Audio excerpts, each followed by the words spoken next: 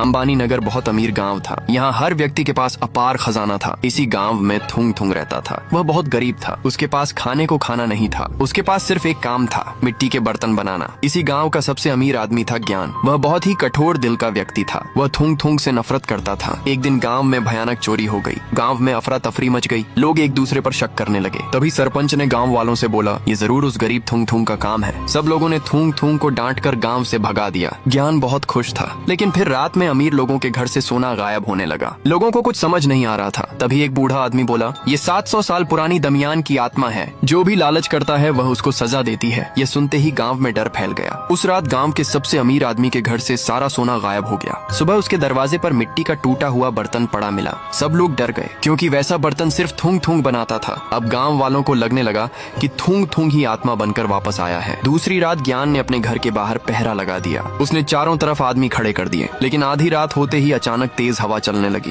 जब ज्ञान अपने खजाने वाले कमरे में पहुंचा तो वहाँ का सारा सोना गायब था और दीवार पर मिट्टी से लिखा था, लालच करने वाला कभी नहीं बचेगा। ज्ञान डर गया। अगले दिन गांव वाले मंदिर में जमा हुए। तभी वही बूढ़ा आदमी बोला, 700 साल पहले दमियान नाम का गरीब कुम्हार इसी गांव में रहता था। अमीर लोगों ने उसका सारा धन छीन लिया था, फिर उसे गांव से निकाल दिया था। मरते समय उसने श्राप दिया था कि इस गांव का लालच एक दिन सब कुछ खत्म कर देगा। ये सुनकर सब लोग डर गए। उधर थुंग थुंग को भी ये सब अजीब लग रहा था। उसे समझ नहीं आ रहा था कि हर चोरी के बाद उसके जैसे बर्तन क्यों मिलते हैं।